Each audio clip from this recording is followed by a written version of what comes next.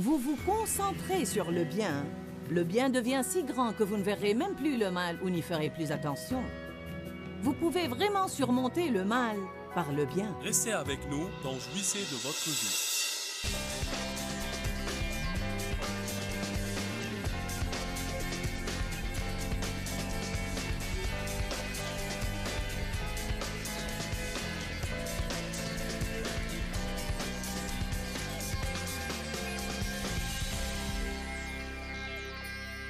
Nous pouvons avoir 50 occasions par semaine pour pardonner à quelqu'un. Amen. Alors il faut être capable de pardonner. Qui pense que nous devrions être capables de pardonner aux autres? Alléluia. Donc tout d'abord, je vais commencer par vous donner une définition du mot pardon. Il veut dire excuser une faute. Pardonner à quelqu'un. L'absoudre de payer. Quand quelqu'un vous fait du mal, n'ayez pas avec lui une attitude de « Eh bien, vous me devez quelque chose ». Vous me devez. Je parlais avec quelqu'un, on discutait d'un problème de mariage. Le couple essayait de trouver une solution. Il y avait un repentir d'un côté et il fallait du pardon de l'autre côté. Pourtant, à ce moment-là, un partenaire essayait de faire payer à l'autre son péché. Vous ne pouvez pas faire ça. Dieu seul peut vous soulager de la peine que quelqu'un d'autre vous a infligée.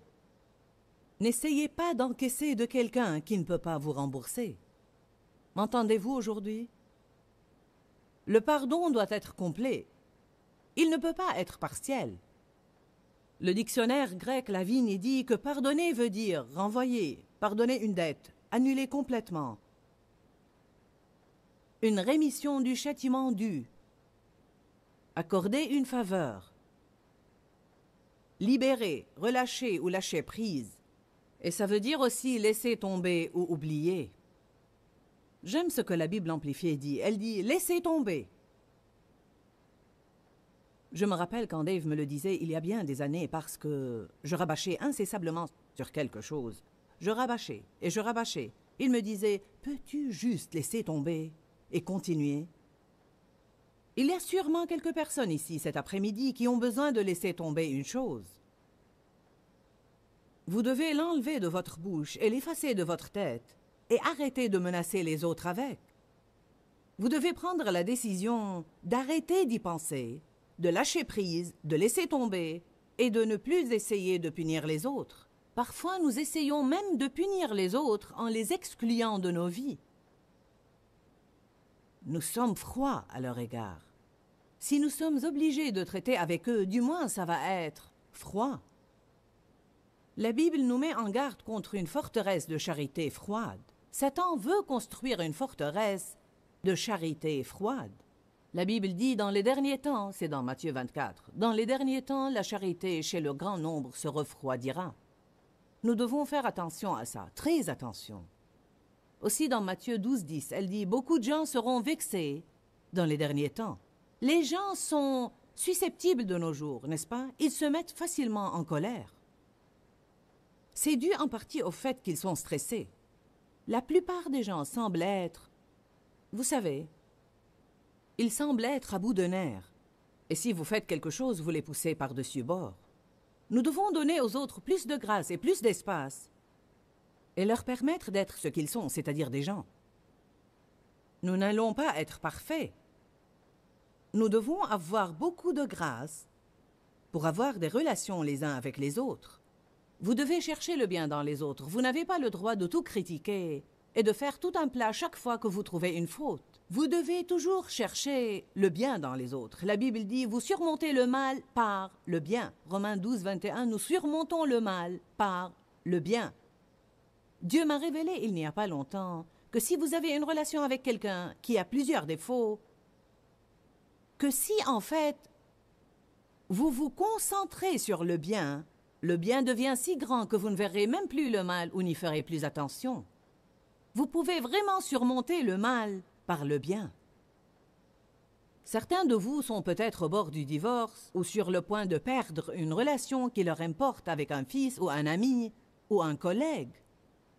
Je vous dis aujourd'hui, que si vous prenez la décision de laisser tomber certaines choses, si vous décidez que quelle que soit la chose que cette personne fait et qui vous irrite, ça pourrait être une chose que vous devez décider de vivre avec. Il est très possible que l'avantage que cette personne représente pour vous l'emporte sur l'irritation. Vous savez, vous allez avoir un peu des deux dans chaque relation. Dans chaque relation, vous allez avoir des choses qui sont à votre avantage et que vous aimez, et des choses que vous auriez préféré qu'elles n'existent point. Ça doit être la volonté de Dieu, car c'est le cas dans chaque relation, sans exception. Une personne, vous souhaitez qu'elle parle un peu plus, une autre, qu'elle parle un peu moins. Une personne, vous souhaitez qu'elle soit plus courageuse, une autre, vous savez, vous souhaitez qu'elle garde ses opinions pour elle. Il paraît que tout le monde a toujours trop d'une certaine chose ou pas assez d'une autre chose. Personnellement, je suis en train d'apprendre à apprécier le bien dans les autres, à voir les avantages qu'ils représentent, et non seulement les ennuis.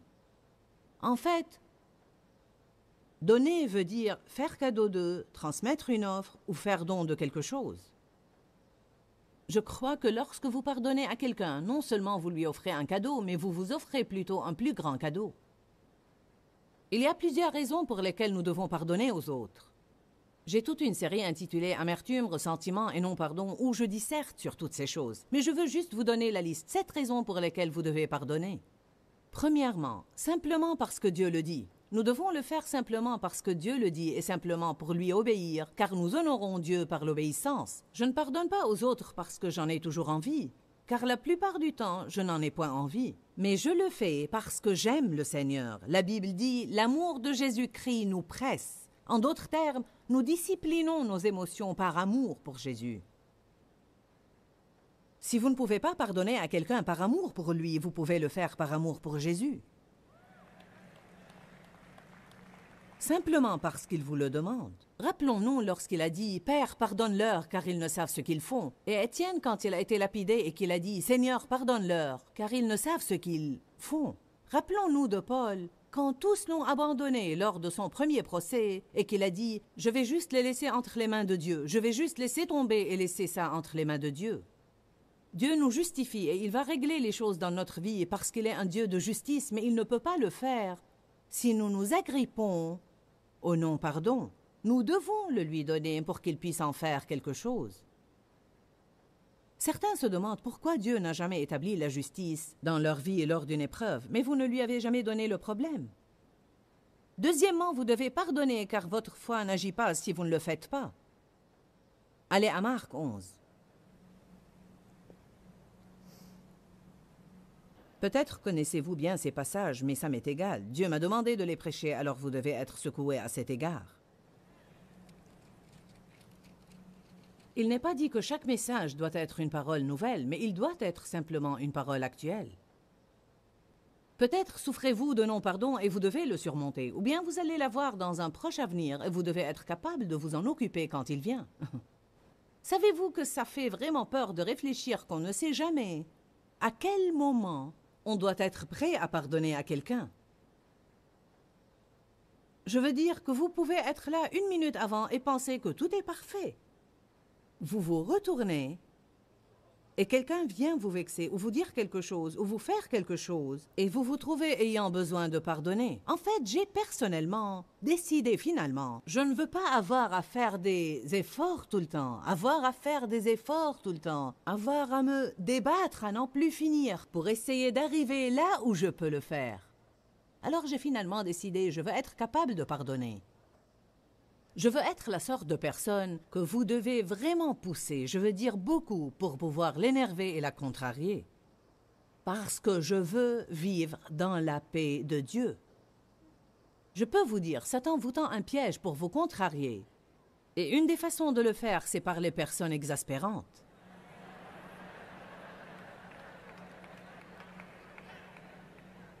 Décidez de ne pas permettre aux autres de vous voler votre joie.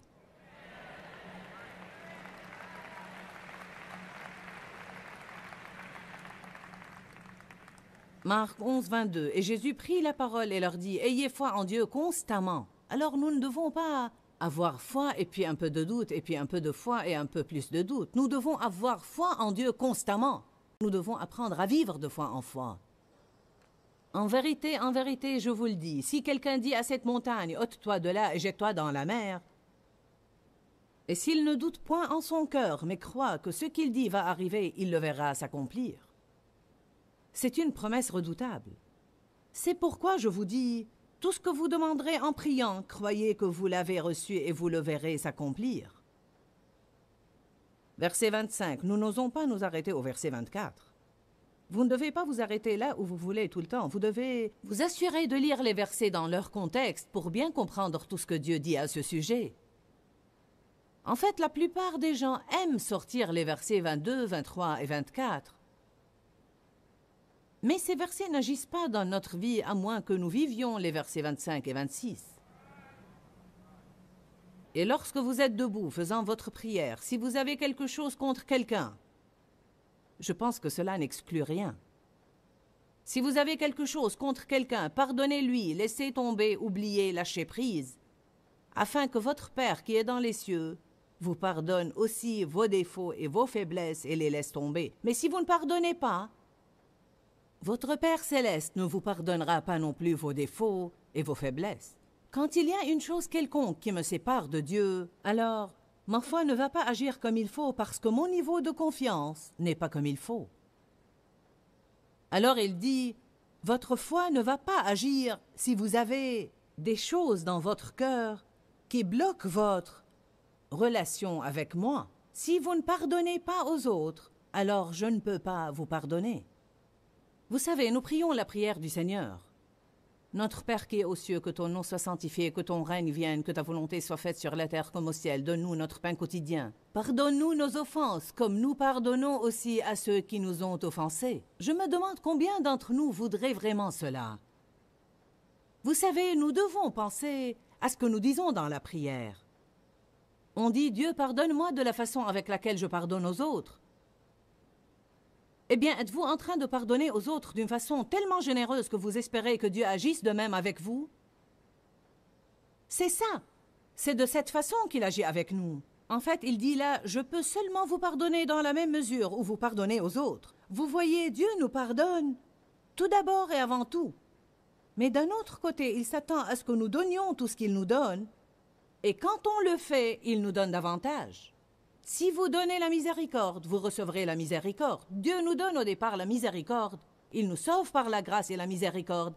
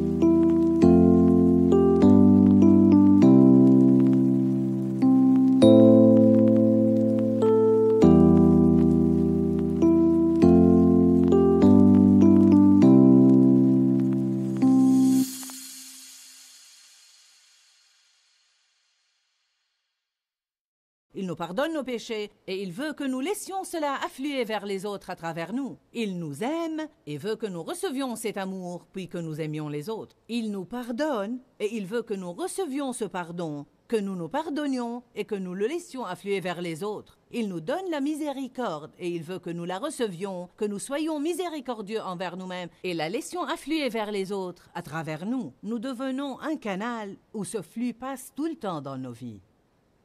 Certains sont des tuyaux bouchés. Nous voulons vous déboucher aujourd'hui. Qui veut être débouché aujourd'hui? Parfois, je pense que les gens sentent... Ils sentent littéralement comme quelque chose m'entrave. Quelque chose bloque mon progrès. En fait, ils ne savent pas ce que c'est, parce que Satan nous dupe et nous trompe. Parfois, nous pensons que nous avons de bonnes raisons pour en vouloir aux personnes. Mais je ne peux trouver rien dans la Bible qui dise que nous avons le droit d'en vouloir à n'importe quelle personne, même quand elle nous fait du mal à plusieurs reprises. C'est la chose la plus difficile à traiter. Quand la même personne nous fait la même chose encore et encore et encore et encore. Le pardon ne signifie pas toujours la restauration de la relation. L'enseignement sur le pardon gêne certains de vous car ils pensent « Je ne veux pas reprendre cette relation et laisser cette personne me maltraiter ». Servez-vous du bon sens. Personne ne vous demande de laisser quelqu'un vous tabasser 5 fois par jour. Mais vous ne devez pas le haïr.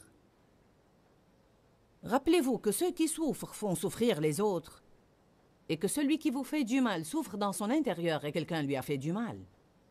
Peut-être qu'ils ne sont pas dans un état qui vous incite à avoir une relation étroite avec eux, mais vous ne devez pas les haïr, parce que si vous le faites, vous allez vous tourmenter. Troisièmement, le non-pardon est comme une crasse ou une saleté spirituelle sur l'homme intérieur. C'est comme de la boue que je prends pour m'enduire le corps avec et m'en couvrir partout. Vous allez me regarder et dire « Joyce a besoin de se laver ». Pourquoi voudrait-elle aller partout avec cette saleté? Dieu regarde nos esprits comme ça. Chaque offense, chaque non-pardon est comme une grosse tache de boue sur notre homme intérieur. C'est comme de la crasse spirituelle. Nous devons nous laver dans l'eau de la parole. Dites les uns aux autres, ne jouez pas dans la saleté. Quatrièmement, le non-pardon cause la torture dans votre vie. Il cause la dépression, le manque de joie, la lourdeur. Vous n'êtes pas heureux, quelque chose ne va pas, car votre esprit est empoisonné. Allez, ne vous torturez plus. Pardonnez à quelqu'un. Pourquoi rester là à vous lamenter pendant que la personne qui vous a fait du mal s'amuse sans se soucier de votre chagrin?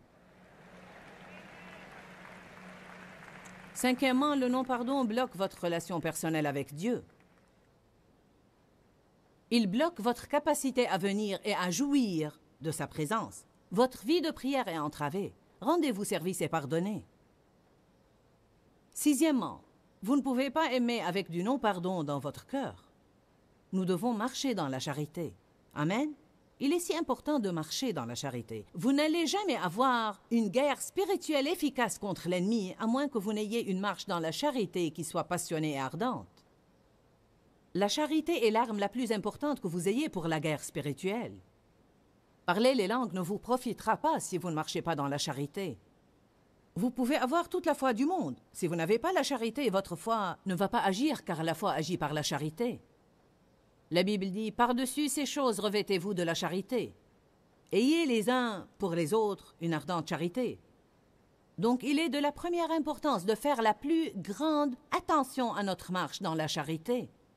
La charité est plus importante que votre prospérité et votre guérison. La charité est plus importante que votre promotion et votre succès. Jésus nous a demandé de nous concentrer sur la charité. Si nous pensons aux choses importantes d'abord, cherchez premièrement le royaume et toutes ces choses vous seront données par-dessus.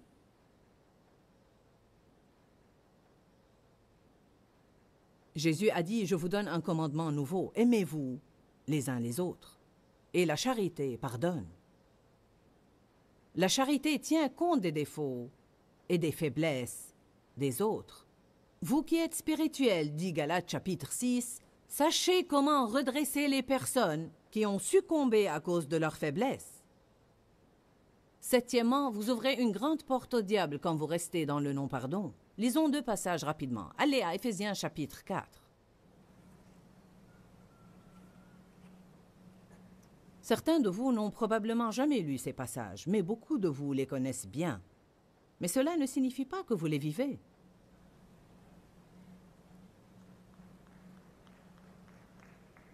Il est possible que vous soyez venu à l'église aujourd'hui avec quelqu'un avec qui vous êtes fâché.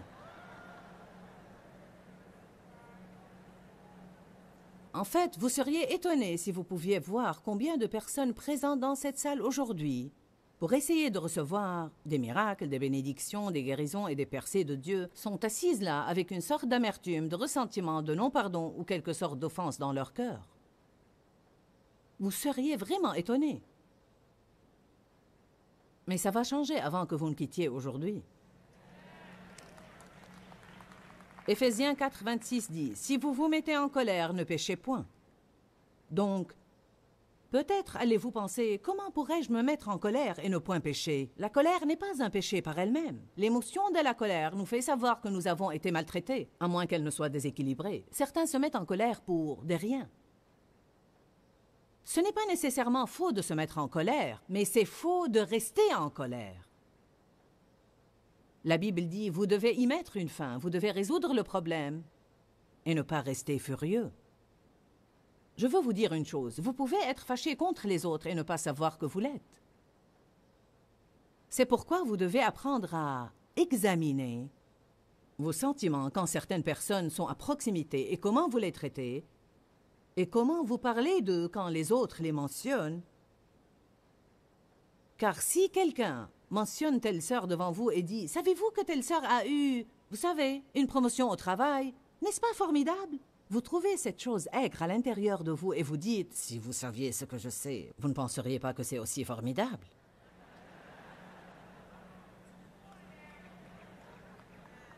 Donc, il y a toujours quelque chose à régler à l'intérieur.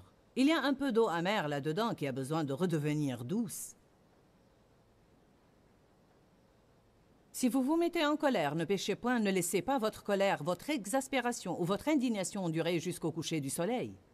Et ne donnez pas accès au diable pour prendre pied. Ne lui donnez aucune opportunité, aucune. Lorsque vous permettez au diable de prendre pied, il pourra construire une forteresse. Une fois la forteresse est là, vous avez un grand problème. C'est pourquoi je vous encourage aujourd'hui à être capable de pardonner. Soyez prompt à donner et soyez généreux dans votre pardon. Votre première réaction à l'offense doit être « Je vous pardonne ». J'ai appris cela même dans la circulation. Si quelqu'un prend la place de stationnement que j'attendais, je dis simplement « Je vous pardonne ». Amen. Ou bien si quelqu'un tempête contre vous sur l'autoroute lorsque vous faites une faute, je vous pardonne. Je ne vais pas laisser ces futilités m'empoisonner. 2 Corinthiens chapitre 2. Certains de vous peuvent fermer quelques portes au diable aujourd'hui en décidant de pardonner. Vous pouvez fermer la porte à quelques tourments dans votre vie en décidant de pardonner.